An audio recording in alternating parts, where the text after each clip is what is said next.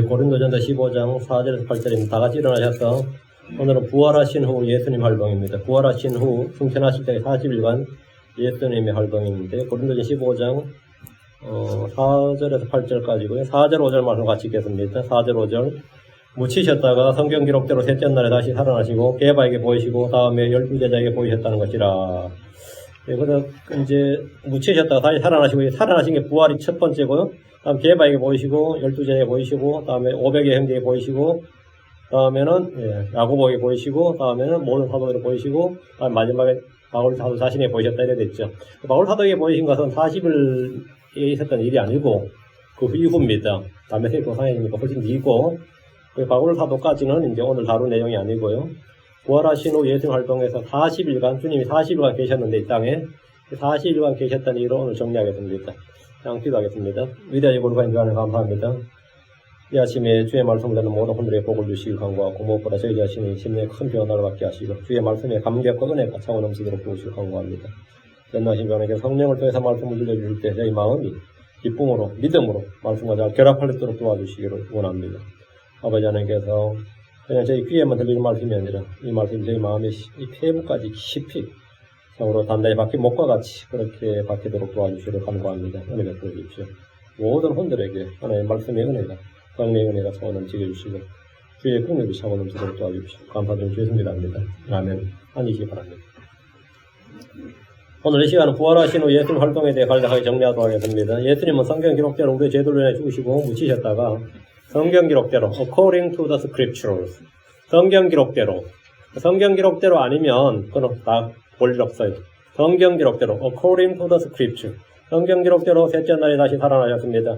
예수님은 3일 밤 3 days and 3 nights 3일 밤 3일 낮 동안 그 몸은 무덤에 혼은 땅의 심장부에 예수님의 몸은 body는 뭐라고 in the tomb 무덤에 있었고 예수님의 soul은 어디 있어요? in the heart of the earth 땅의 심장부에 그 땅의 심장부 in the heart of the earth 할 때 이 땅의 심장부가 뭐냐면 지옥과 낙원에 있습니다. 땅의 심장부가 마태복음 12장 40절에 요나가 밤낮으로 사흘 동안 고래 뱃속에 있었던 같이 사람의 아들로 밤낮으로 사흘 동안 땅의 심장부에 있으리라. 땅의 심장부에서 밤낮으로 사흘 동안 3 day and 3 night 다음 땅의 심장부엔 지옥이 있고 헬이 있고 다음에 the bosom of Abraham 에브라임의 품이 있어요. 낙원입니다. 지옥 이 땅 속에 under the ground에 뭐 있다고요? hell and paradise가 있어요. 그리고 그 사이에 뭐 있다고요? bottomless pit이 있습니다. 아브라함의 품과 지옥 사이에는 깊은 구렁, 깊은 구덩이, bottomless pit이 있는데 주님 우리의 죄를 담당하시고 먼저 헬, 지옥으로 가셨습니다. 그리고 구덩이를 건너서 낙원으로 가셨습니다. 그리고 낙원에 있던 혼들을 이끄셨습니다.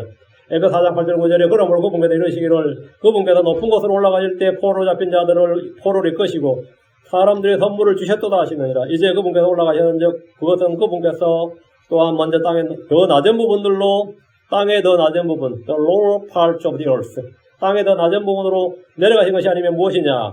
구약 성도들은 첫 열매들로 부활했습니다. 그들의 혼은 지금 셋째 하늘에 있습니다.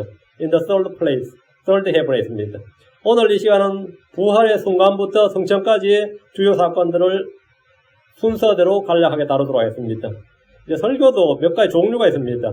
사람들의 인크로징을 막 하는 이 설교가 인크로징을 하면서 계속 이제 이 힘을 주는 교훈적인 그런 걸 설교를 잘하는 목사들이 있고 또 하나는 정보 전달형이에요. 정보 전달형은 지식을 위주로 하는 거죠. 사건의 정보를 전달해 주는 겁니다. 오늘 설교는 정보 전달형입니다. 여러분 잘 따라오시면 됩니다. 주의 첫날 이른 아침에 주께서 죽은 자들 가운데서 일어나셨습니다. 주의 첫날 언제 일요일 아침인 말입니다. 그분은 잠든 자들의 첫 열매가 되셨습니다. 예수님은 죽은 자들로부터 부활하심으로써 하나님의 아들로 권능있게 밝게 드러나셨습니다. 예수님께서 죽은 지 셋째 날 아침에 일어나셨습니다. 6월절 어린 양으로 죽으셨고 초실절의 첫 열매로 일어나신 것입니다. 이날은 안식일이 아니라 주의 첫날입니다. 오늘 메시아닉 주의시들 중에서 예수님은 안식일에 부활했다. 거짓말입니다. 이분은 전혀 논쟁의 여지가 없습니다. 마가복음 16장 9절 이거는 뭐 안식일이 아무리 자기들이 중요시 여긴다고 해도 그거는 말 자체가 안 맞아요. 마가복음 16장 9절 이제 예수님께서 주의 첫날에 여기 나오죠. 여기 언더라. 이제 예수님께서 주의 첫날에 the first day of the week 주의 첫날에 일찍 일어나신 뒤에 일어나는 게 언제라고요? 주의 첫날에 일찍 이렇게 신이 몸속에서 일곱 마귀를 내쫓아 주신 막달라 마리아에게 처음으로 나타나시니라. 예수님이 부활하시고 첫 번째 만난 사람이 막달라 마리아입니다. 막달라 마리아. 주의 첫날 이른 아침 새벽에 여자들이 그분의 무덤을 찾아갔습니다. 여자들은 예수님의 죽은 몸에 준비한 향품을 바르기 위해 간 겁니다. 그들은 가면서 돌무덤에 입구를 막은 돌을 어떻게 옮길까 걱정하면서 갔는데 가보니까 돌이 이미 무덤에서 옮겨진 상태였습니다. 예수님은 그 자리에 계시지 않으셨습니다. 요한복음 20장 1절 주의 첫날 일찍 아직 어두울 때에 한 해가 언제 뜰지 모르지만 주의 첫날 아침 일찍 어두울 때 아마 5시, 6시? 5시 정도? 6시? 하여튼 이날 일찍 어두울 때 아직 해 안 됐어요. 어두울 때 막달라 마리아가 돌무덤에 와서 돌이 돌무덤에서 옮겨진 것을 보고 돌이 돌무덤에 옮겨졌단 말이죠. 무슨 일이 있었던 겁니까? 아침에 큰 지진이 있었습니다. 예수님께서 부활하신 그날 아침에 큰 지진이 있었어요. 그리고 주의 천사가 하늘로부터 내려와서 그 입구에 돌을 뒤로 굴려버렸습니다. 자, 마태복음 28장 2절 보라 큰 지진이 났더라. 보라 큰 지진이 났더라. 이는 주의 천사가 하늘로부터 내려와서는 가서 그 입구에서 돌을 뒤로 굴려내고 그 위에 앉았기 때문이더라. 자, 지진이 났다 그랬죠. 큰 지진이 났어요. 예수님은 무덤에서 나오셨습니다. 돌무덤 옮겨졌습니다. 아침에 돌무덤이 옮겨졌고 지진이 났고 말이죠. 부활의 아침에 있었던 이런 큰 지진, 그 다음에 주의 천사가 돌무덤을 연 것이고 주님 일어나셔서 하신 일은 막달라 마리아를 만난 겁니다. 막달라 마리아는 부활한 예수님을 알아보지 못했습니다. 예수님은 그녀에게 마리아야 하고 부르셨고 그때야 비로소 그분을 알아봤습니다. 예수님이 부활하신 후에 한 첫 마디는 마리아야 합니다. 예수님 마리아에게 하신 말씀이 이겁니다. 예수님이 마리아에게 뭐라 하셨느냐. 자, 이건 어디 나오냐면 요한복음 20장 16절 17절. 요한복음 20장 16절 17절. 예수님께서 그녀에게 마리아야 하시거늘 그녀가 돌이켜 그분께 라보니요 하니 선생님 이것은 선생님이요 라는 말이라. 예수님께서 그녀에게 이르시되 내게 손을 대지 말라. touch me not. 손을 대지 말라. 내가 아직 내 아버지께로 올라가지 아니하였노라. 다만 내 형제들이 가서 그들에게 이르되 내가 내 아버지고 너희 아버지 내 하나님과 너희 하나님께로 올라간다 하라 하시니. 예수님 지금 하실 일이 뭐죠? 그러니까 마리아를 만나고 다음에 하늘로 올라가는 거죠. 이제 마리아는 지금 만났어요. 그리고는 마리아에게 내 형제들에게 가서, 내 형제 누구? 사도들이에요. 제자들. 내 형제들이 가서 그들에게 이르되 내가 내 아버지 곧 너희 아버지 내 하나님 곧 너희 하나님께로 올라간다 하라. 지금 예수님 승천한다는 거예요. 그건 주의 첫날 이른 아침 일찍이 아직 날이 어두워요. 이른 아침에 지진이 났다고 그랬습니다. 돌무덤에 옮겼고 천사가 지금 내려왔어요. 그 예수님이 마리아를 만났는데 나 지금 하늘로 올라간다 이거. 내 아버지 내 하나님께로 올라간다. 그것을 제자들에게 알려주라는 거예요. 가서 알려주라고. 예수님은 그녀에게 손을 대지 마. 내게 손을 대지 말라. 내가 아버지께로 올라가지 아니하였노라. touch me not. for 이거는 because입니다. for I am not yet. 아직은 말이에요. 아직, 곧 올라간다, 이 말. not yet ascended to my Father. 부활하신 예수님은 하늘 올라가서 아버지께 자신을 보이셔야 했습니다. 왜?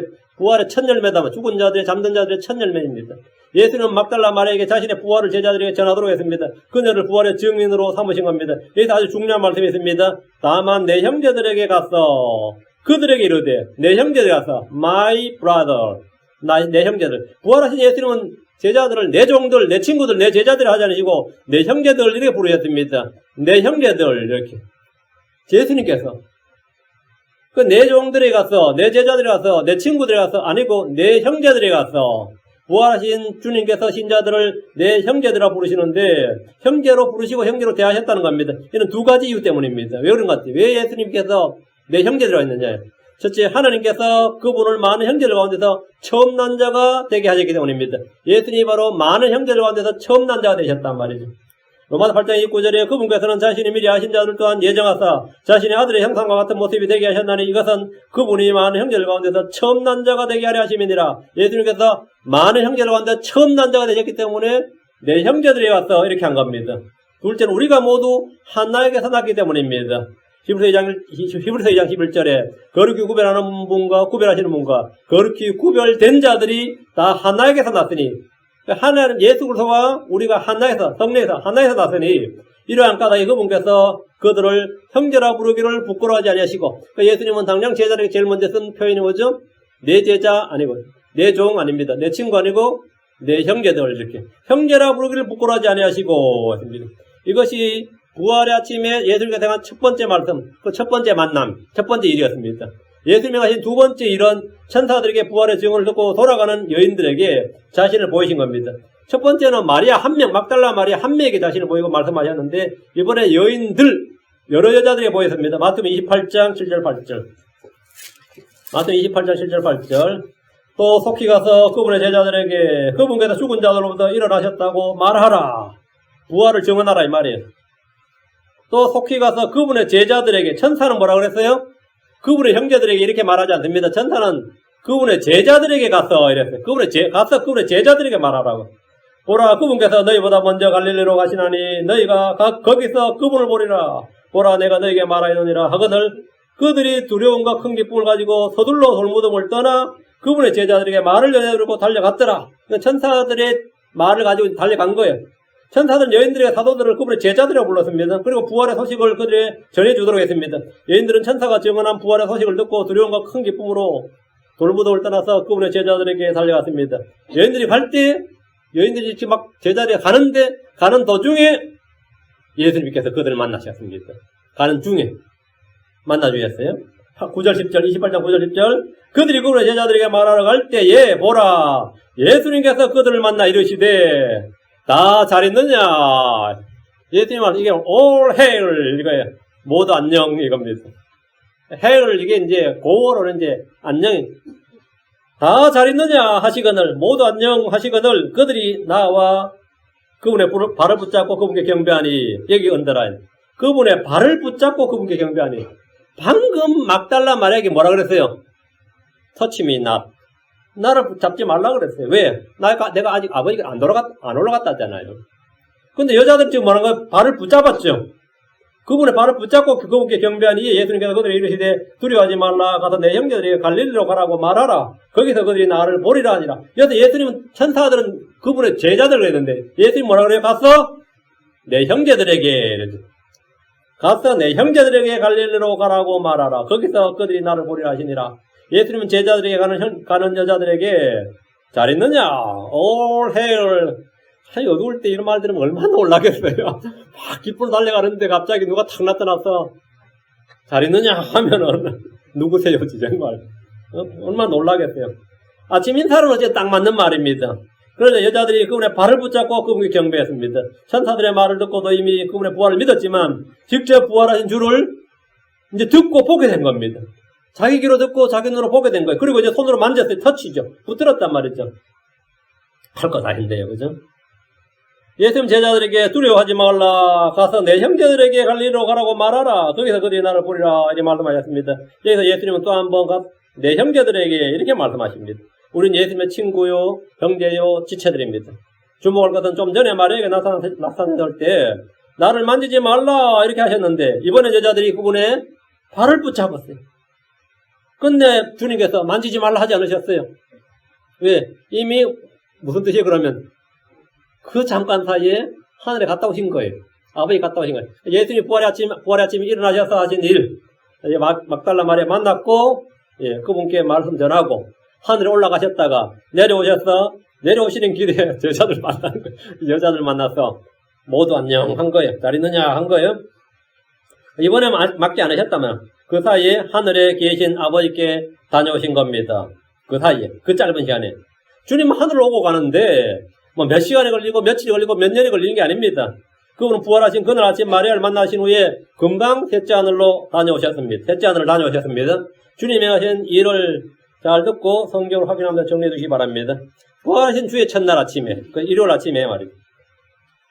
지금 하신 일이고, 그러나서 이제 시간이 지나서 해가 뜨고, 아침을 드셨는지, 점심을 드셨는지, 이건 오전, 오후에 하신 일이 기록이 없습니다. 성경에 기록이 없어요. 뭘 하셨겠지만, 그리고 저녁 때가 되어서 저녁에 엠마오로 가는 제자들을 주님이 만나셨습니다. 엠마오로 가는 제자들 주님께서 그냥 옆에 슬며시 와서 그냥 조인한 거예요. 마가복음 16장 12절. 복음서 지금 4개로 왔다 갔다 하니까 이게 시간 순서를 지금 정리해 드린 겁니다. 마가복음 16장 12절. 그 뒤에 그들 중에 두 사람이 걸어서 시골로 갈 때에 그들 중에 두 사람 할 때 두 사람이 엠마오로 간 제자들이에요. 그분께서 다른 모습으로 여기 언더라인. 그분께서 다른 모습으로 그들에게 나타나시니라. 다른 모습이란 말은 뭐예요? 예수님께서 다른 모습으로.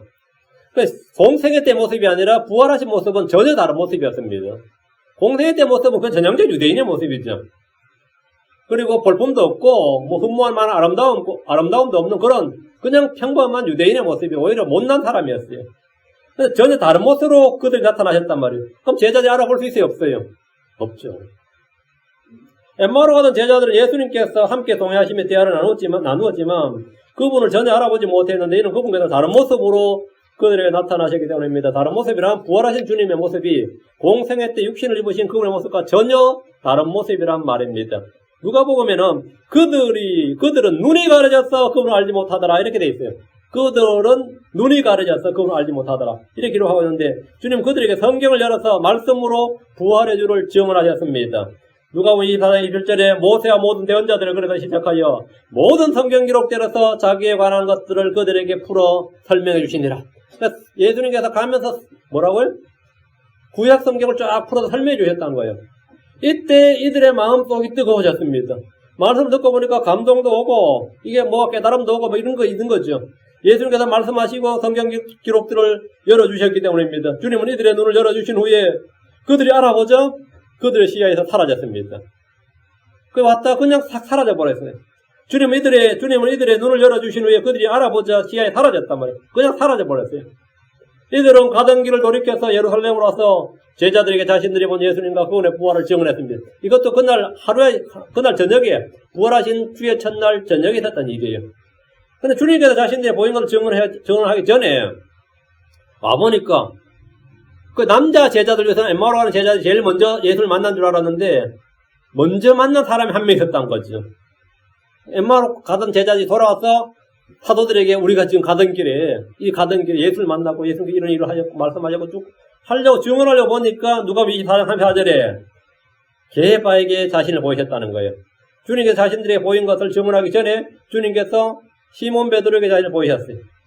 누가복음 24장 33절에 말하기를 주께서 참으로 일어나시고 시몬에게 나타나셨다는 것을 보고 와서 보니까 베드로에게도 나타나셨다. 시몬이 게바 베드로죠. 그러니까 주님은 그날 저녁 무렵에 엠마오로 가던 제자들이 보이시고 곧바로 게바에게 보이셨던 겁니다. 돌아와서 자기는 증언하니까 또 있었대요. 게바도 봤다는 거예요. 아직 다른 사도들은 예수님의 부활을 전혀 목격하지 못했습니다. 다른 사도들은 그러니까 10명의 사도들이죠. 10명의 사도들은 지금 가룟 유다 빼고 11사도잖아요. 11사도 중에서 지금 사도들 중에서 딱 한 명 게바만 봤어요. 그리고 엠마오로 가던 제자들은 사도는 아니었습니다.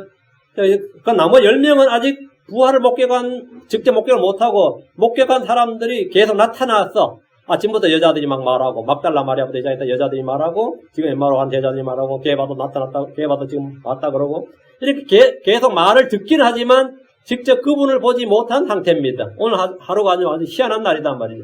주님 그날 밤에 제자들에게 자신을 나타내 보이셨습니다. 이제 이번에는 10명에게 나타나 보이셨어요. 왜? 이날 하필이면 눈이 나타난 날 저녁에 도마가 없었습니다. 누가복음 24장 36절 39절 하루에 지금 많은 일이 있습니다. 이날 하루 동안 지금 많은 일이 있습니다. 누가복음 24장 36절 39절 그들이 이같이 말할 때 예수님께서 친히 그들이 한가운데 서서 그들에게 이르시되 너에게 평강이 있을지어다 하시니라. 그들이 이같이 말할 때, 그 엠마오로 가던 제자들도 예수님 봤다고 증언하고 있을 때, 게바에게도 나타났다, 이런 말들이 막 오고 가고 있는데, 이렇게 말하는데 예수님께서 친히 그들의 한가운데 서서 그들이 이르시되, 지금 예수님께서 그들 가운데 딱 오신 거예요. 너에게 평강이 있을지어다 하시니라. 주님께서 친히 제자들 한가운데 서서 말씀하셨습니다. 이들은 지금 두려운 가운데 불안해하며 떨고 있었기 때문입니다. 37절, 38절, 누가복음 24장 37절, 38절, 그러나 그들이 무서워하고 놀라며 자기들이 영을 본 줄로 생각하며 문도 잠겨져 있는데 말이죠. 갑자기 예수님 딱 나타나 버렸으니까 기쁘고 즐거운 게 아니라 뭐고 놀라버린 거죠. 두렵고 무서워하고 놀라며 자기들이 영을 본 줄로 생각하며 그분께서 그들에게 이르시되 너희가 어찌하여 불안해하며 어찌하여 마음속으로 염려하느냐. 여러분이 만약 죽은 아버지나 죽은 어머니나 죽은 조상께 누가 나타나면 부활하셨네 이렇게 믿을 사람 누가 있어요? 나 부활하셨네요. 이러겠어요? 물러가라, 마귀하거나, 귀신 나타났다 그러거나, 별소리 다 할 거 아니에요. 아니면 영이 나타났다거나. 그 제자한테 보면 예수님 죽었는데, 사흘 전에 돌아가셨는데, 지금 자기들 앞에 중간에 딱 나타나셨단 말이에요. 그럼 뭐라 그랬어요? 어머나 부활하셨네요 하면 믿음 좋은 거죠. 어이 부활하셨네요 주님. 이래야 정상이지만 그게 아니란 말이죠. 무사하고 놀라며 왜 지금 아직까지도 이 부천에 떠들고 계십니까? 한국 사람 무속은 이런 거죠. 왜 아직도 편안히 못 가시고 여기 계십니까? 뭐 이런 판국이란 말이죠. 그래서 지금 유대인 제자들도 지금 무사하고 두려워하면서 놀라면서 마음속에 불안해한단 말이에요. 그러니까 주님께서 잘 아시죠? 너희가 어찌하여 불안해하며 어찌하여 마음속으로 염려하느냐? 제자는 두 가지입니다. 두려워하고 놀라고 무사하고 염려했다. 그러니까 주님은 제자의 상태를 잘 알고 계시는데 주님은 우리 생각과 상상을 다 아시는 분입니다. 주님은 즉시 그들에게 자신의 부활을 입증해 보이셨습니다. 영이 아니다 이거예요. 지금 내가 영이 아니다. 나는 부활했다는 걸 보여줘야 되죠. 39절 43절 내 손과 내 발을 보라 바로 나니라. 나를 만지고 또 보아라. 그 보자. 보라. 보라. 시각이죠. 만지라. 터치. 감각이죠. 영은 살과 뼈가 없으되 너희가 보는 바와 같이 나는 있느니라 하시니라. 그분께서 이렇게 말씀하시고 그들이 자기 손과 발을 보이시니라. 보라 이거죠. 그들이 기뻐서 아직도 믿지 못하고 여기 기뻐서 아직 믿지 못하고 한더라. 이럴 수가 있어요? 부활했다 그러니까 영이 아니라는 게 일단 기쁜데 부활했다는 걸 믿지 못하는 거. 기뻐서 아직 믿지 못하고 놀랄 때에 그분께서 그들이 이르시되 여기에 너에게 무슨 먹을 것이 있느냐 하시니 그들이 구운 생선 한 토막과 벌집 한 조각을 그분께 드리며 그분께서 그것을 받아서 그들 앞에서 잡수시더라. 영이 아니다 이거죠. 영이 아니다. 부활했다. 자, 얘들 아직도 믿지 못하고 놀랄 때 기뻤어. 이건 혼이죠. 감정입니다. 자, 보고 듣고 만지고 느낌은 놀라. 기쁨. 그런데도 믿지 못한다. 놀람이 있어요. 그러니까 믿음이라는 것은 감각이 아니다 이거는. 믿음이라는 건 체험이 아니라는 겁니다. 제자들은 자기 눈으로 직접 보고 듣고 만지고 기뻐하고 놀라고 흥분도 했을 겁니다. 기쁨이라는 게 놀람이라는 게 그저 혼의 영역이죠. 그런데 믿지 못했다 말이죠. 그런데 믿지 못했다. 믿음은 보는 것이 아니다 이 말입니다. 느끼는 것이 아니다 말입니다. 흥분이 아니라는 겁니다.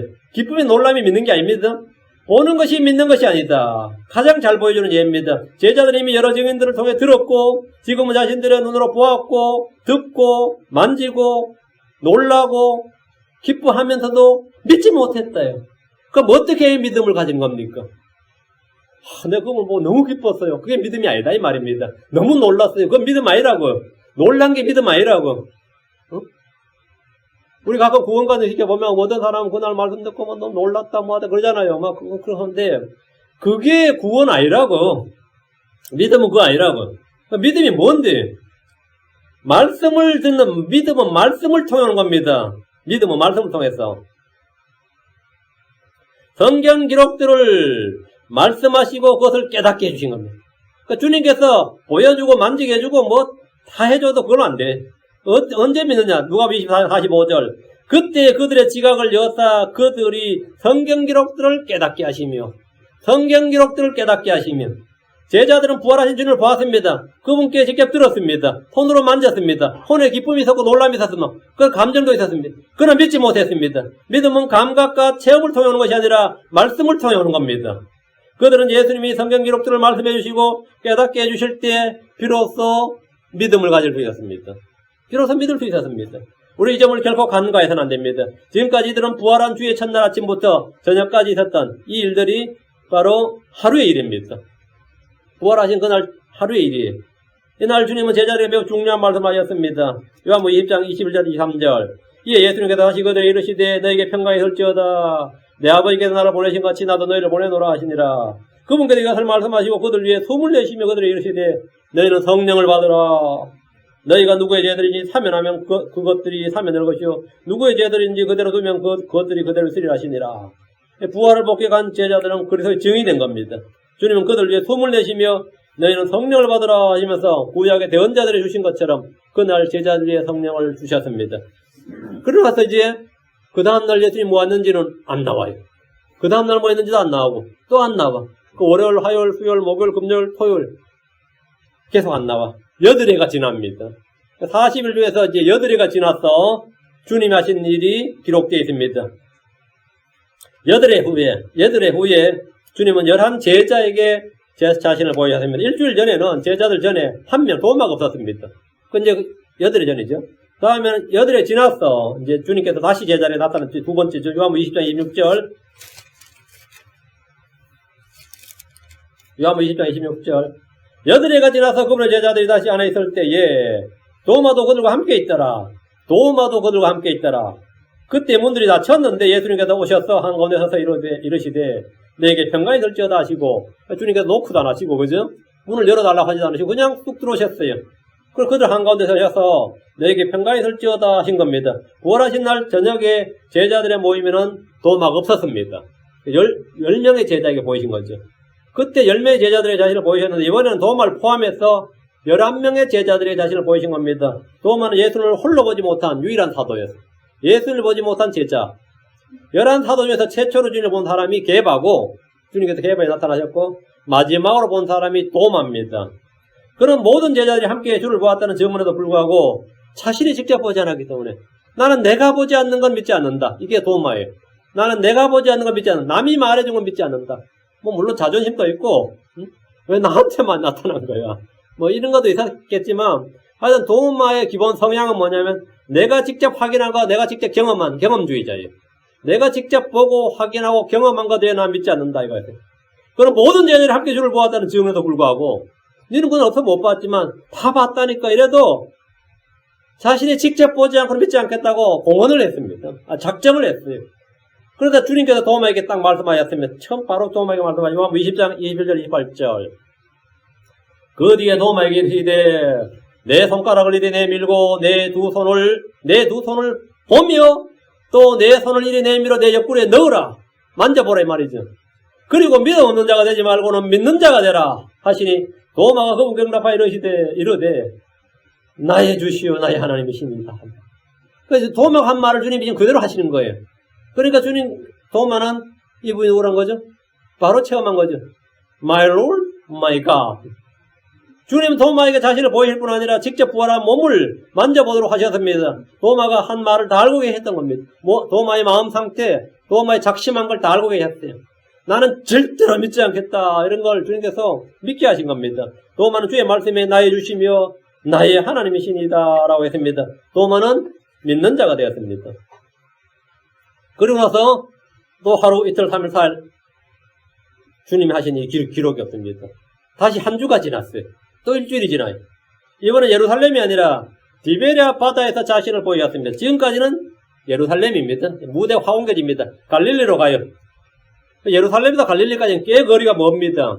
예루살렘이 아니라 디베랴 바다, 갈릴리 바다에서 주님께서 자신을 보였습니다. 제자들이 갈릴리 바다로 가라고 한 거죠. 자, 요한복음 21장 1절. 이 일들 뒤에 예수님께서 디베랴 바다에서 제자들에게 다시 자기를 보이셨는데 그분께서 이렇게 자기를 보이시니라. 자기한테 주님께서 디베랴 바다까지 자신을 딱 보이셨는데 시몬 베드로와 도마, 디두모라는 도마, 그리고 갈릴리 가나 출신의 나다나엘과 세베대의 아들들인 야호한과 야고보 그리고 다른 두 사람이 함께 7명이죠. 7명이 고기를 잡으러 갔어요. 모두 고기를 잡으러 갔습니다. 이들은 본래 전직이 어부였습니다. 7명이 고기를 잡으러 밤에 배에 올랐는데 그 밤에 밤새도록 한 마리를 잡지는 못했습니다. 고기들이 사도들이 던지는 그물에 안 걸린다 이거야. 사도들이 던진 그물에 안 걸린다 이거야. 베드로는 예수를 처음 만난 날도 밤새 고기를 한 마리 잡지 못했는데 3년 반 동안의 공백을 딛고 본업으로 다시 복귀를 했는데 3년 반 동안 잠시 외도를 했다가 이제 본래 본직으로 복귀를 했는데 역시 고기를 잡지는 못했습니다. 아침이 되자 주님께서 바닷가에 서 계셨지만 7 제자들은 밤새 바다에서 있었던 사람들인지라 바닷가에 누구 산책 나온 줄 알았지 그분이 누군지는 알지 못하죠. 아무도 예수님이 7명 중에 아무도 예수님인 줄 알지 못했어요. 예수님은 밤새 수고해서는 아무 수학도 없는 제자들에게 말씀을 하셨습니다. 자, 21장 5절 6절 요한복음 21장 5절 6절 그때 예수님께서 그들에게 이르시되 얘들아 너에게 먹을 것이 있느냐 하시니 아무것도 못 잡았는데 이런 말 하면 열받겠죠. 밤새로 수고해서 아무것도 먹을 게 없는데 밖에 바닷가에 서 있는 사람이 얘들아 너에게 먹을 것이 있느냐 하면 먹을 게 뭐가 있겠어요. 그죠? 물론 지금 집에 와서 먹어야지. 먹을 것이 있느냐 하시니 그들이 그분께 대답하야 돼. 없나이다. 우리 식으로 한국이라면 없어 이거야. 있기는 뭐가 있어? 없어. 경상 사람은 됐어 이래요. 뭐가 되는지 몰라도 됐어. 없다 이 말 없다. 하면 그분께서 그들에게 이르시되 그물을 배 오른편에 던지라 그리하면 너희가 얻으리라 하심으로 그들이 던졌더니 이제 물고기가 많아 그들이 그물을 당길 수 없더라. 지금 소위 말하면 지금 153마리 잡혔다는 그 사건이에요. 베드로는 처음 주님을 만난 날 이와 같은 체험을 한 적이 있습니다. 그날도 주님께서 깊은 데로 내려가서 그물을 던지라 이렇게 했죠. 그때도 고기를 엄청 잡은 적이 있는데 사도 요한은 그 말을 딱 듣고 즉시 그분이 예수님인 걸 알고 베드로에게 그분은 주시라. 요한이 눈치가 빨라요. 사도 요한이 제자들 중에서 눈치가 제일 빠른 사람이에요. 베드로는 아직도 감각이 없는데 베드로는 직접 옛날에 체험했던 게 지금 그대로 지금 똑같이 이제 반복이 되고 있는데도 감각이 없었어요. 그분은 주시라. 요한은 딱 알아본 거죠. 그러자 그 말 들으니까 베드로가 정신 번쩍 드는 거예요. 성격이 얼마나 급했던지 그물을 버려두고 겉옷만 걸친 채 그냥 바다로 뛰어들었습니다. 예수님 만나겠다고. 익사한 게 다행이에요. 바다로 뛰어들었어. 그래도 전직 어부였으니까. 근데 다른 제자들 차분하게 물고기 당에 그물을 끌고 나왔어요. 지금 중요한 게 뭐예요? 이게 이제 베드로와 다른 제자의 차이인데 그물을 베드로는 그냥 바다로 뛰어들었고 다른 제자들은 물고기 당에 그물을 끌고 나왔습니다.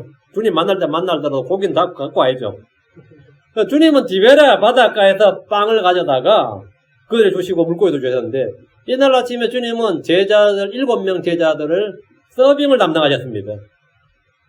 제자들이 주님께 방금 잡은 고기를 굽든가 그게 아니라 주님께서 빵을 준비하시고 방금 잡은 고기를 갖고 그들에게 서빙을 하셨어요. 주님께서 제자들이 아침 서빙을 담당한 겁니다. 이건 잊을 수 없는 광경이에요. 이것이 주님께서 제자들에게 나타난 세 번째 사건입니다. 다시 며칠이 지났습니다. 며칠이 지났어요. 11 제자는 모두 갈릴리에서 가서 예수님이 정해주신 산으로 들어갔어요. 이번엔 바다가 아니라 산으로 들어갔습니다. 자, 마태복음 28장 17절.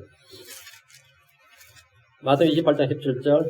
그 뒤에 11 제자가 갈릴리에 가서 예수님께서 자기들에게 정해주신 산에 들어가 그분을 보고 그분께 경배했으나 의심하는 자들도 있더라. 믿음이라는 게 한 번에 그렇게 강력하게 자란 게 아니라는 거죠. 의심하는 자들도 있더라. 보여주고 뭐하고 다 했는데 경배하면서 의심하더라 이거죠. 설교 들으면 의심하고 성경 읽으면서 의심하고 기도하면서 의심하고 여러분 그런 적이 있을 겁니다. 하면서도 이게 되려나 싶고 그렇죠. 응? 하면서도 11 제자들 중에는 아직도 의심하는 자들이 있었습니다. 믿음은 자라나야 됩니다. 믿음은 단련되어야 됩니다. 제자들 중에는 그분을 보고 경배하면서도 의심하는 자들이 있었는데 성장의 과정입니다. 이 자체는 그냥 매도할 필요 없고 이건 성장의 과정이에요. 주님이 이들에게 온 세상으로 가서 모든 창조물에게 복음을 선포하러 하셨습니다. 믿고 침례를 받는 자는 구원을 받고 믿지 않는 자들은 정죄를 받습니다. 믿는 자들에게는 이런 표적이 따른다고 하시면서 사도들의 표적을 말씀해 주셨습니다. 마가복음 16장 17절 18절 믿는 자들에게는 지금 의심하는 자들도 있단 말이죠. 경배하나 의심하는 자들도 있더라 했으니까 주님께서 믿는 자들에게는 이런 표적들이 따르니 곧 내 이름으로 그들이 마귀들을 내쫓으며 시험들로 말하며 뱀들을 몰리며 어떤 치명력을 마실지라도 해를 받지 않으며 병든 사람에게 안수하며 손을 얹으면 그들이 나으리라 하시더라. 이게 사도의 표적입니다. 사도의 권능이고 사도의 표적이에요. 이게 자신이 사도란 증거입니다. 사도를 주신 이 표적은 오늘날 많은 은사주의자들이 흉내내고 있지만 거짓입니다. 예를 한국에 누구, 아프리카에 누구, 대만에 누구 그랬어요. 하여튼 세계 3대 신유 은사자인 한국에 누구 할 때 한국에 누구는 조영기입니다. 진짜 그 능력이 있으면 지금 설교하고 있을 게 아니라 병원 가서 다 끌고 나와야 돼요. 그런 건 없어요. 주님께서는 병든 사람들에게 뭐하면요? 병든 사람의 믿음을 요구하면 아니에요. 병든 사람들에게 안수하면입니다. 안수하면 손을 lay thy hand. 네 손을 그 위에 얹으면 말이에요. 손만 대면 그들이 나으리라. 그래 사도예요. 자칭 사도라고 하지만 거짓 사도고 성령 은사라고 하지만 거짓 은사고 영적 유대인이라고 하지만 사실은 거짓 유대인이고 형제라고 하지만 거짓 형제들. 우리 가운데는 너무나 많이 있습니다. 사도를 해주신 표적은 그들이 나아가서 모든 곳에서 복음 선포를 할 때 주님이 함께 일하시며 다른 표적들로 그 말씀을 확증해 주시기 위한 겁니다. 이후에 주님은 500명의 성도들에게 한 번에 자신을 보이셨습니다. 500명을 모아놓고 자신을 보이신 건지 500명이 그냥 자신을 보이신 건지 이건 잘 몰라요. 근데 500명에게 단 한 번에 자신을 보이셨다. 고린도전서 15장 6절. 그 뒤에 그분께서 500의 형제에게 한 번에 보이셨는데, 이건 기적이죠. 500의 형제에게 한 번에 보이시려면, 한 사람 이 집에 있고, 한 사람 저 동네에 있고, 한 사람 저 동네에 있다면, 그건 한 번에 보이려면, 이거는 주님께서 초자연적으로 무소부재의 원리에 따라 원칙으로 자신을 보이셔야 되는 겁니다. 아니면 강당 같은 데 한 곳에 모아놓고 자신을 보이셔야 되는데, 모으지 않았다면 기적이고, 모았다면 500명 형제를 전부 집합시켜 나음에 다시 보인 건데, 아마 전자일 겁니다. 그 뒤에 그분께서 500의 형제에게 한 번에 보이셨는데, 그 중에 대다수는 지금 이때까지 남아있고, 어떤 사람은 잠들었느니라. 자, 500명이면 적지 않은 숫자. 어떤 사람이 와서, 나 오늘 아침에 부활하신 예수님 만났는데, 보면, 다른 동네 어떤 사람이 나도 그날 봤는데, 이러면 어떻게 된 거예요? 그런 사람이 500명이라 그러면, 이거는 이런 기적이 없어요. 500의 형제에게 한 번에 보이셨단 말이에요. 그럼 주님께서 그날 아침에, 이거는 전지전능한 능력이죠. 이게 전능한 능력입니다. 주님께서 한 번에 모든 사람에 보이실 수 있단 말이죠. 이런 복음서에 기록되어 있지 않습니다. 500의 형제에게 한 번에 보인 것은 마태복음이나 마가복음이나 누가복음, 요한복음에 한 번 안 나와요. 근데 사도 바울이 지금 고린도 15장 6절에 이걸 기록해 놨단 말이죠. 사도 바울은 복음서에 기록되어 있지 않는 주님의 행적과 말씀을 기록한 것이 있는데, 이는 성령의 계시를 통해서 주 예수님에게 직접 받았거나 다른 사도들이 들은 것으로 생각할 수 있습니다. 바울의 증언에 따르면 예수님께서 사도들과 500의 형제에게 보인 뒤에 또 한 사람의 자신을 보이셨는데, 이 사람이 바로 예수님의 동생 야고보입니다. 예수님의 동생 야고보예요. 이 역시 복음서엔 기록이 없어요. 복음서엔 기록이 없는데 바울은 어떻게 이걸 다 알고 기록했냐면, 바울 사도가 자신은 먼저 사도들 만나러 예루살렘을 안 갔다 이거예요. 자신은 어디로 갔다고? 아라비아로 갔다 그랬죠. 거기서 계시를 받은 거예요. 거기서. 사도 바울은 엄청난 계시를 받았는데, 그 내용 중에 이 부활에 관한 것은 바로 이거예요. 고린도 15장 6절 7절입니다. 그 뒤에 그분께서 야고보에게 보이시고 다음에 모든 사도에게 보이셨으며, 이건 복음서 기록이 없단 말이죠. 야고보에게 보이시고 다음에 모든 사도에게 자신을 보이셨단 말이에요. 야고보에게 보이시고. 그렇다면 주의 동생 야고보를 만난 시점은 갈릴리 어떤 산에서 모든 사도에게 자신을 보이기 전이라고 할 수 있습니다. 이 야고보가 초대 예루살렘 교회의 감독이었습니다. 이 사람이 바로 초대 예루살렘 교회 감독이었어요. 그리고 훗날 사도 바울이 성전에 있을 때, 오순절 지키기 위해서 성전 왔죠. 그때 성전에 올 때까지 여전히 그곳에서 예루살렘 교회 감독을 하고 있었어요. 이 사람이 야고보예요. 예수님 동생 야고보였습니다. 바울이 회심한 후에 만난 야고보가 사도 야고보가 아니라 주의 형제 야고보입니다. 주의 형제 야고보예요. 사도 바울은 자신이 받은 이 복음이나 자신이 부활에 관한 이 증언, 이것들은 사도들의 배운 게 아니라는 거예요. 사도들의 배운 게 아니라 예수님께 직접 자신은 계시를 받았다 이건. 사도 바울은 사도행 20장 35절에도 주는 것이 받는 것보다 복되도 하신 주의 말씀을 기억할지니라. 이건 주는 것이 받는 것보다 복되도 하신 주의 말씀 했는데, 그 말씀은 복음서에 안 나옵니다. 복음서에 주님께서 그 말씀 한 건 없어요. 사도 바울은 주님께서 그렇게 말씀하셨다 하고 뭐라고요? 자기 직접 그렇게 선포를 하죠. 그리고 어떻게 그게 가능하냐면, 갈라디아 1장 11절 12절. 그러나 형제들아, 내가 너에게 확실히 알리노니 내가 선포한 복음은 사람을 따라 나지 아니하였느니라. 나는 그것을 사람에게서 받지도 아니하고 배우지도 아니하였으며 다만 것은 예수 그리스도의 계시로 말미암았느니라. 그러니까 이건 사도 바울이 계시로 받았다 이거죠. 계시로 받았다. 이 사도 바울은 자신이 받은 계시로 지금 이 고린도전 15장을 지금 기록하고 있는 거예요. 사도 바울이 복음을 선포하러 갈 때, 자, 16절. 자신의 아들을 내 안에 계시하사, 계시하사 언더라인, 계시하사. 내가 그분을 이 교도들 가운데 선포하는 것을 기뻐하실 때, 내가 즉시 혈육과 의논하지 아니하였고, 예루살렘으로 나보다 먼저 사도가 된 자들에게는 올라가지도 아니하였으며, 오직 아라비아로 들어갔다가 다시 다마스쿠스로 돌아갔노라. 그 뒤 3년이 지나서 내가 베드로를 만나려고 예루살렘 올라가 그와 함께 15일을 지냈으나, 3년이 지난 뒤에 베드로 만났다, 이게 베드로. 사도 바울은 3년이 지난 후에 베드로를 만났고, 그 뒤에 내가 주의 형제 야고보의 다른 사도들을 보지 못하였느니라. 베드로 만나고 예루살렘 가서 야고보 만난 게 다다. 주의 형제 야고보. 이 사람이 이 야고보예요. 이게 다다 가지고. 근데 사도 바울은 그렇게 계시를 받아서 지금 전한 거예요. 바울이 회심한 후에 부활하신 지 40일째 주님은 올리브산에 승천하셨습니다. 올리브산에다 하늘 올라가셨죠. 주님은 제자들에게 예루살렘에 모을 것을 명령을 하셨고 베다니까지 나가셔서 그들을 축복하셨습니다. 손을 들어 그들 축복하시면 하늘 올라가셨는데, 자, 누가복음 24장입니다. 누가복음 24장 49절 51절. 누가복음 24장 49절. 보라, 내가 내 아버지 약속하신 걸 너에게 보내려니와 성령을 보내신단 말이죠. 너희는 높은 곳으로부터 오는 권능을 입을 때가 예루살렘 시에 머물라 하시니라. 그분께서 그들을 데리고 베다니까지 나가서 손을 들어 그들을 축복하시더라. 그래서 이 베다니 교회, 베다니 신학원 베다니가 많습니다. 예, 주님께서 베다니까지 나가서 손을 들어 그들을 축복하시더라. 그분께서 그들을 축복하실 때에 그들을 떠나 위로 올려서 하늘로 들어가시니라. 그래, 이래서 40일, 이게 사회 끝난 거예요. 이게 40일째 이야기예요.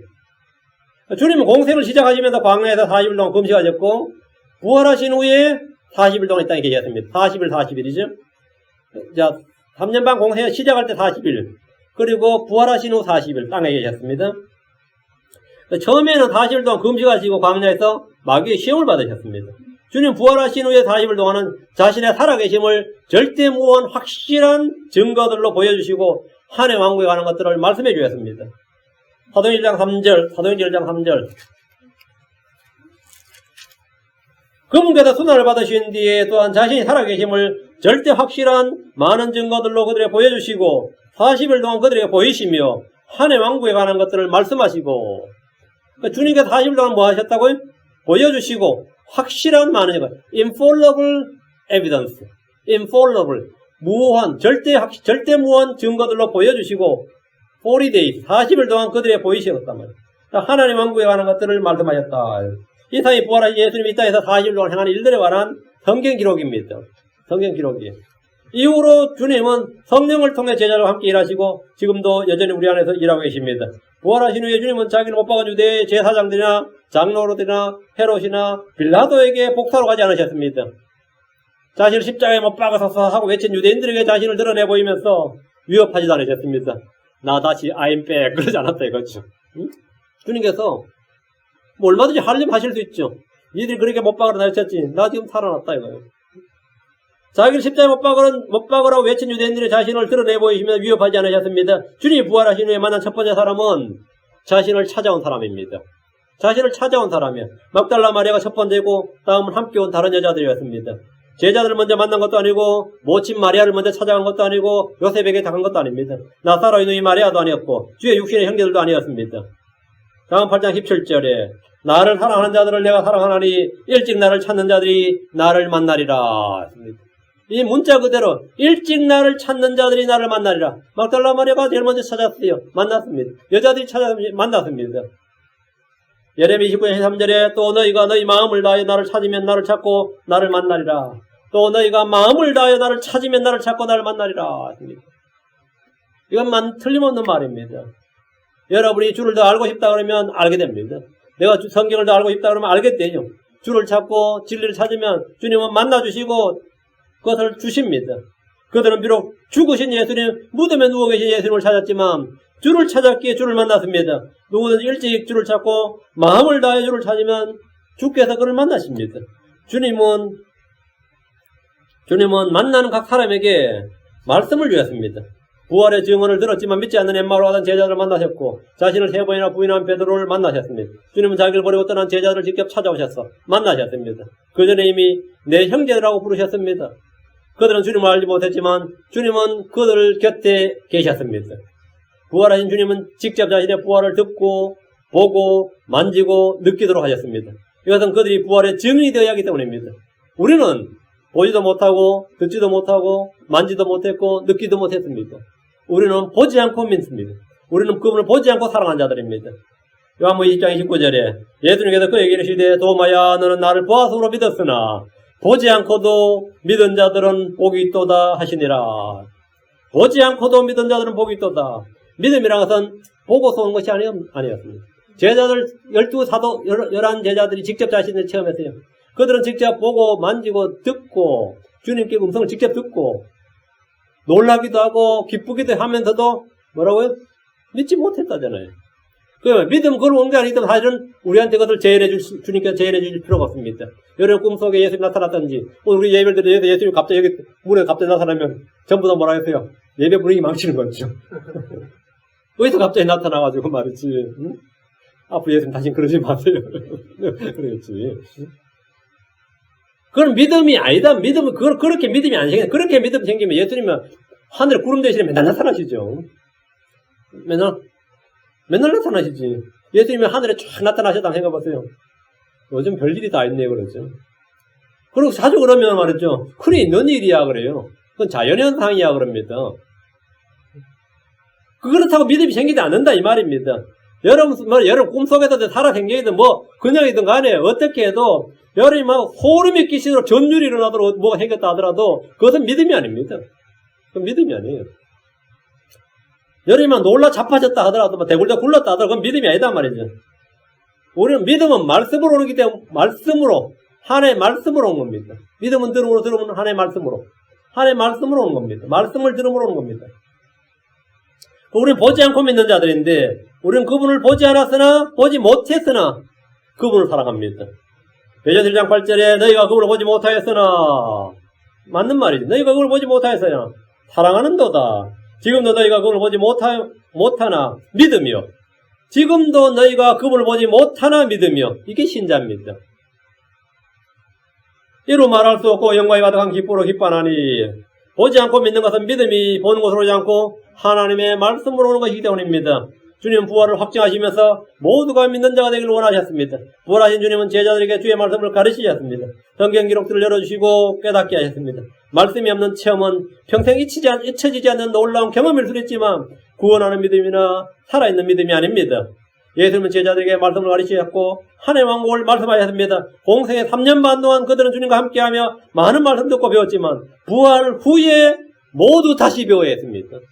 부활 후에. 그리고 이들은 성령 오신 후에 주님과 다시 말씀과 일들을 다시 깨닫게 됩니다. 제자들은 평생 성경을 배워야 했습니다. 요한복음 8장 31절 32절에 이에 예수님께서 자기를 믿은 그 유대인들에게 이르시되 너희가 내 말에 꾸준히 거하면 참으로 내 제자가 되고 또 너희가 진리를 알리니 진리가 너희를 자유롭게 하리라 하시니라. 너희가 내 말에 꾸준히 거하면 If we continue in my word 너희가 내 말에 꾸준히 거하면 너희가 내 말에 꾸준히 제자 요건이 뭐하냐? 꾸준히 continue in my word 내 말에 계속해서 거하는 겁니다. 그럴 때 진리를 알게 되고 그 진리가 너희를 자유롭게 하리라. 제자는 주의 말씀에 꾸준히 거해야 되고 그 말씀으로 믿음을 얻고 그 말씀으로 전하는 겁니다. 말씀을 읽고 묵상하는 가운데 믿음을 통해 그 말씀을 깨닫게 됩니다. 우리는 순수한 말씀의 저주를 사모하는 어린아이들로서 그 저주로 자라나야 됩니다. 부활의 예수님은 제자들에게 평강을 주셨습니다. 너에게 평강이 있을지어다. 이 말씀은 그냥 인사치레가 아니라 불안해하고 염려하고 초조해하고 근심하고 이런 모든 그 상태에 있는 그들을 문자 그대로 평강을 주신 겁니다. 주님께서 요한복음 14장 21절에 내가 너에게 평안을 남겨놓으니 곧 나의 평안을 너에게 주노라. 세상에 주는 것과 달리 내가 너에게 주노니 너희는 마음에 근심하지도 말고 두려워하지도 말라. 주님 주시는 평안은 주께서 나의 평안, my peace라고 한 대로 주님 자신의 평안입니다. 이 평안은 깨어지지 않고 없어지지 않는 평안이고 세상을 이기는 평안입니다. 이 평안은 죽음을 이깁니다. 이 평안이 우리 마음을 다스리게 됩니다. 이 평안으로 살아가는 겁니다. 이 평안으로. 내가 너에게 주노니 이 평안, 내가 평안을 남겨놓을 때 뭘 준다? 그냥 너희를 평안하게 하겠다가 아니라 너희 마음을 평안하게 해주겠다 아니라 나의 평안을 너에게 주노라 합니다. 나의 평안을 너에게 주노라. 그래서 이 평안이 우리 마음속을 다스리게 하면 우리는 모든 일에 감사하는 자가 되는 겁니다. 모든 일에 감사하는 자가 돼요. 이 평안이 우리 마음을 다스리게 하면 죽음도 두려운 게 아닙니다. 그때도 주변 사람들이 더 두려워하고 걱정하지. 그 당사자는 그렇지 않단 말이에요. 본로 3장 15절에 하나님의 화평이 너희 마음속에서 다스리게 하라. 하나님의 화평이 너희 마음속에 다스리게 하라. 너희 마음속에. 이걸 허락하라는 말입니다. Let the peace of God rule in your heart. 하나님의 화평이 너희 마음을 다스리도록 let 허락하다예요. 하나님의 화평이 너희 마음속을 다스리도록 너희가 허락하라 이 말이에요. 너희도 그 화평이 이루도록 한 몸에서 부르심을 받았으니 감사하는 자가 되라. 부활의 주님은 제자들에게 사역을 주셨습니다. 부활의 주님은 제자들을 세상으로 보내셨습니다. 그들은 학교를 세우거나 조직이나 단체를 결성하지 않았습니다. 그들은 권력을 지향하지 않았습니다. 그들은 돈을 벌기 위해 어떤 일을 하지 않았습니다. 그들은 민중해방이니 하면서 인기를 구하지 않았습니다. 그들의 한 일은 성령을 받을 때까지 기다렸다가 권능을 받고 복음을 선포한 것입니다. 우리가 이 땅에서 해야 할 일은 주의 말씀을 듣고 선포하는 겁니다. 디모데후서 4장 2절에 말씀을 선포하라. 때에 맞든지 맞지 않든지 긴급히 하라. 모든 오래 참음과 교리로 책망하고 꾸짖고 권면하라. 모두가 목사나 모두가 교사나 모두가 선교사가 될 수는 없지만 모든 크리스천들이 주 예수 그리스도를 증언할 수 있습니다. 그분이 누구신지 말할 수 있고 그분이 우리를 위해서 행하신 일이 무엇인지 말할 수 있습니다. 그가 바로 주를 증언한 겁니다. 복음을 선포하는 이런 크리스천들이 주어진 특권입니다. 크리스천들이 주를 증언하는 일은 누구나 할 수 있습니다. 아무 때나 할 수 있는 겁니다. 우리는 혼자 일하는 것이 아닙니다. 주님께서 우리와 함께 일하십니다. 고린도서 3장 9절에 우리는 주 하나님과 함께 일하는 일꾼이요 너희는 하나님의 농사요 하나님의 건물이니라. 우리는 하나님과 함께 일하는 일꾼이다. 주의 일꾼이 주의 일을 하지 않으면 그건 하나님의 은혜를 헛되이 하는 겁니다. 주의 일꾼이 주의 일을 하지 않고 지금 뭐 하는 거예요? 파업하는 거예요? 데모하는 겁니까? 뭐 하는 거예요? 주의 일꾼이 지금 주의 일을 안 해. 주님께서 대우를 제대로 안 해줘가지고 내가 지금 단결권을 가지고 그냥 단체 파업을 해버려? 그건 하나님의 은혜를 헛되이 하는 것이다 말이죠. 하나님의 은혜를 헛되이 한 것이다. 고린도서 6장 1절에 그런데 우리가 그분과 함께 일하는 일꾼으로서 너희에게도 간청하노니 너희는 하나님의 은혜를 헛되이 받지 말라. 너희는 하나님의 은혜를 헛되이 받지 말라. 우리는 그분과 함께하는 일꾼으로서 이건 뭐죠? 일꾼처럼이 아닌 일꾼으로서 as 하나님의 일꾼으로서 그분과 함께하는 일꾼으로서 우리는 하나님의 일꾼입니다. 너희에게도 간청하노니 너희는 하나님의 은혜를 헛되이 받지 말라. 이 말은 뭐냐면 놀고 먹지 말라 이 말입니다. 주의 사역자로 주의 일을 열심히 하라 이거예요. 하나님의 은혜를 받은 사람의 특징은 주 예수님과 그분의 말씀을 선포하고 증언하는 겁니다. 이것은 훈련으로 되는 것이 아니라 마음에 은혜가 있으면 가능합니다. 마음에 은혜가 없으면 못해요. 마음에 은혜가 있으면 가능합니다. 은혜가 넘칠수록 더 많이랍니다. 사도 바울은 자신의 사역과 자신의 행한 수고에 대해서 이렇게 말했습니다. 고린도서 15장 10절 하나님의 은혜로 내가 지금의 내가 되었으니 하나님의 은혜로 지금 내가 지금의 내가 되었으니 내게 베푸신 그분의 은혜가 헛되지 아니하여 내가 그들 모두보다 더 많이 수고하였으나 내가 아니요 오직 나와 함께 하신 하나님의 은혜로다. 내가 아니요 오직 나와 함께 하신 하나님의 은혜로다. 하나님의 은혜로 일했다는 겁니다. 하나님의 은혜로. 내가 깡이 있어가지고 말이죠. 내가 성격이 한성질이 해서 일한 게 아니고 하나님의 베푸신 은혜 그 은혜가 헛되지 않아서 지금 모든 사람보다 더 많이 수고했다는 겁니다. 부활하신 주님께서 자신의 부활을 절대 무한 증거로서 40일 동안 직접 보이셨고 하늘로 가신 뒤에는 그 제자들을 통해서 계속해서 동일한 일을 하고 계십니다. 그것은 하나님의 은혜입니다. 우리는 그래서 예수님이 누구신지 그분이 우리를 위해서 행하신 일이 무엇인지 입술을 열어 담대히 말하면 됩니다. 씨를 뿌리는 일은 우리가 하지만 자라게 하시고 열매를 맺는 일은 주님이 하시는 일입니다. 주께서 하실 일이에요. 오늘도 더 많은 은혜를 받으십시오. 더 많이 일할 수 있습니다. 더 많이 일하고 싶다. 그럼 더 많은 은혜를 구하십시오. 하나님은 구하는 자에게 주십니다. 더 많은 은혜가 필요하다. 더 많은 은혜를. 그럼 주를 위해서 더 많은 수고를 하게 됩니다. 그래서 내가 아니요 내게 베푸신 그분의 은혜로다. 나와 함께 하시는 하나님의 은혜로다. 이래야 되는 겁니다. 주 안에서 하는 모든 수고 넘치도록 일하랬죠. 넘치도록 일을 해도 헛된 것이 하나도 없습니다. 모든 수고에는 헛된 것이 없다. 헛된 것이 없다.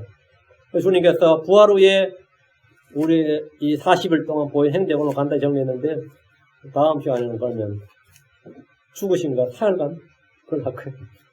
예. 여러분 이 행적을 대해서 계속 공부하시고 또 오늘은 이제 간단히 정리했으니까 여러분이 마음에 입묵상하시고 여러분이 하나님의 은혜를 더 많이 구하시기 바랍니다. 제가 기도하겠습니다. 하나님의 은혜를 더 많이 구합시다. 위대하고 거룩한 주 하나님 감사합니다. 주께서 참으로 성경 기록대로 저희를 위해 죽으셨다. 성경 기록대로 셋째 날 다시 일어나셔서 하신 일들을 저희가 이 성경을 통해서 살펴보았습니다. 아버지 하나님께서 이 말씀대로 저희가 늘 평안을 허락하여 주시길 간구하고 하나님의 은혜를 헛되이 받지 않도록 도우시길 간구합니다. 전하신 주 하나님 저희가 주의 일을 할 수 있기를 원합니다. 더 많은 은혜를 필요로하오니 주님께서 구하는 자에게 주신다는 약속대로 더 많은 은혜를 허락하여 주시고 저희가 자신을 낮추고 겸손한 마음으로 주님께 간구할 때 주님께서 약속하신 모든 말씀이 다 저희 안에 성취되게 해주시길 간구합니다. 아버지 하나님 이 교회 성도들 모두 불쌍히 여겨주시고 풍요로 허락하여 주시옵소서. 무엇보다도 아버지 이 세상 이길 수 있는 믿음을 주시고 주님께 주신 평안을 누리도록 해주시고 그 평안이 저희 마음을 다스리기를 원합니다. 감사드리며 주님께 합니다. 아멘. 417번입니다.